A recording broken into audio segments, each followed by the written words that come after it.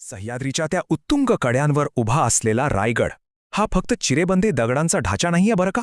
तो मराठा साम्राज्याचा जिवंत आत्मा आहे.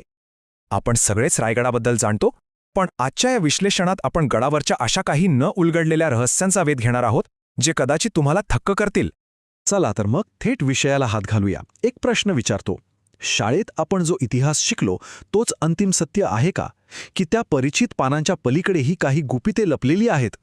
कारण रायगडाच्या बाबतीत बोलायचं तर गुप्त मार्ग असोत किंवा मुघलांच्या तावडीतून वाचलेला तो हरवलेला खजिना, यावर आजही इतिहासकारांमध्ये एकमत नाहीये. आज आपण याच गूढ गोष्टींचा थोडा तर्कशुद्ध शोध घेऊया. आता हे सगळं समजून घेण्यासाठी आपल्याला इतिहासात थोडं मागे जावं लागेल. 1674 साल रायगडावर एक अत्यंत भव्य असा सोहळा पार पडत होता. छत्रपती शिवाजी महाराजांचा राज्याभिषेक. डोळ्यांसमोर चित्र आणा, संपूर्ण सह्याद्री भगव्या ध्वजांनी सजलेला, हजारो लोकांची गर्दी, आणि याच दिवशी पहिल्यांदाच एका सामान्य मराठा योद्ध्याने स्वतःला सार्वभौम छत्रपती म्हणून प्रस्थापित केलं होतं. पण एक विचार करा, या एवढ्या मोठ्या आणि ऐतिहासिक स्वराज्याच्या राजधानीसाठी महाराजांनी रायगडाचीच निवड का केली असेल? आणि या प्रश्नाचं अचूक उत्तर आहे 2700 फूट. समुद्र सपाटीपासूनची ही प्रचंड उंची आणि चारही बाजूंनी असलेल्या अत्यंत खोल, अक्षरशः भयावह दऱ्या. गडावर पोचण्यासाठी मोजकेच आणि प्रचंड कठीण मार्ग होते. या भौगोलिक रचनेमुळे रायगड शत्रूंसाठी अजिंक्य होता. ही काही साधी टेकडी नव्हती, तर ती निसर्गानेच बनवलेली एक अभेद्य तटबंदी होती, जिने या ठिकाणाला एका परिपूर्ण राजधानीचं रूप दिलं. पण एक गोष्ट लक्षात घेण्यासारखी आहे, रायगड हा फक्त शत्रूपासून बचाव करण्यासाठी बनवलेला लष्करी तळ नव्हता. इथून एका संपूर्ण साम्राज्याचा कारभार हाकला जायचा. राजसभा, महाराजांचा दरबार, राणी वसाहत या वास्तू बघितल्या की लक्षात येतं, हे 17व्या शतकातलं अतिशय प्रगत असं नागरी नियोजन होतं. हा किल्ला एका विशाल साम्राज्याची सुनियोजित राजधानी म्हणून अगदी शिस्तबद्ध पद्धतीने उभारला गेला होता. या प्रगत नियोजनाचं सर्वात उत्तम उदाहरण म्हणजे इथली प्रसिद्ध बाजारपेठ. तुम्हाला ऐकून आश्चर्य वाटेल, पण या दुकानांची रचना इतकी अचूक होती की घोड्यावर बसलेल्या कोणत्याही व्यापाऱ्याला किंवा ग्राहकाला खाली न उतरता थेट खरेदी करता यायची. विचार करा, 17व्या शतकात अशी अद्भुत वास्तुकला. हे स्वराज्य खऱ्या अर्थाने त्या काळाच्या कितीतरी दशके पुढे होतं नाही का? आता वळूया गडावरच्या सर्वात चर्चित रहस्याकडे, आणि ते म्हणजे गुप्त मार्ग.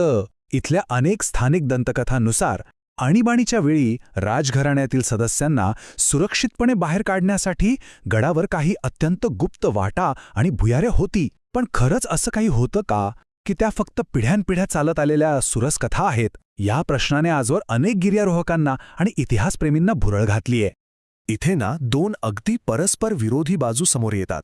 एका बाजूला आहेत त्या रंजक स्थानिक लोककथा, ज्या या लपलेल्या मार्गांबद्दल अगदी ठामपणे सांगतात.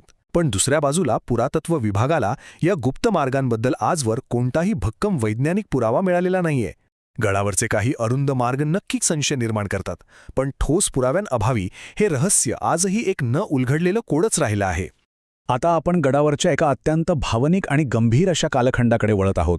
1680 हे ते वर्ष होतं जेव्हा स्वराज्यावर एक मोठी शोककळा पसरली. छत्रपती शिवाजी महाराजांचं याच गडावर निधन झालं. आजही गडावरच्या महाराजांच्या समाधीजवळ उभं राहिल्यावर मनामध्ये एक वेगळीच दाटून येणारी शांतता जाणवते. तो वारा, ती नीरव शांतता आणि त्या ऐतिहासिक दुःखाचं ओझं तिथे आजही अनुभवायला मिळतं. या समाधी परिसराशी अनेक दंतकथा जोडल्या गेल्या आहेत बरं का. रात्रीच्या वेळी घोड्यांच्या टापांचे किंवा काही वेगळे आवाज ऐकू येतात असे दावे केले जातात.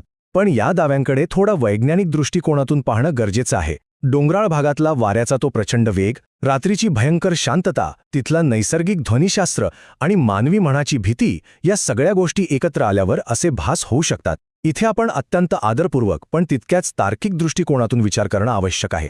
यानंतर समोर येतो आणखी एक मोठा अनुत्तरित प्रश्न, गडावरचा तो हरवलेला खजिना. हे बघा, मुघलांच्या मोठ्या आक्रमणानंतर रायगडावर प्रचंड लूट झाली, हे तर ऐतिहासिक सत्य आहे.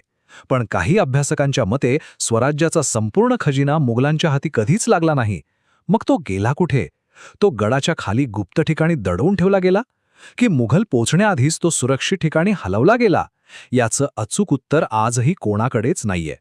तर या सगळ्या चर्चेतून सर्वात महत्त्वाचा आणि निर्णायक मुद्दा काय समोर येतो?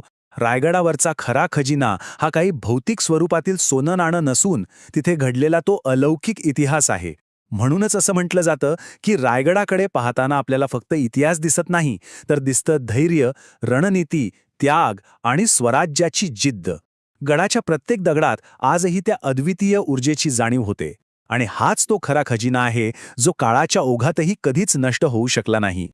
रायगडाने अशी अनेक रहस्ये आजही आपल्या पोटात दडवून ठेवली आहेत. पण भारताच्या या विशाल भूमीत रहस्ये फक्त रायगडापुरती मर्यादित नाहीत बरं का. आपल्या पुढील विश्लेषणामध्ये आपण अशाच एका नव्या रहस्याचा वेध घेणार आहोत. अजिंठा लेण्यांमध्ये अशी कोणती प्राचीन गुपिते दडलेली आहेत ज्यांची उत्तरे आजचं प्रगत पुरातत्वशास्त्रही देऊ शकलेलं नाही? हा प्रश्न नक्कीच विचार करायला लावणार आहे. तेव्हा तोपर्यंत इतिहासाचा हा रंजक शोध असाच सुरू राहू द्या.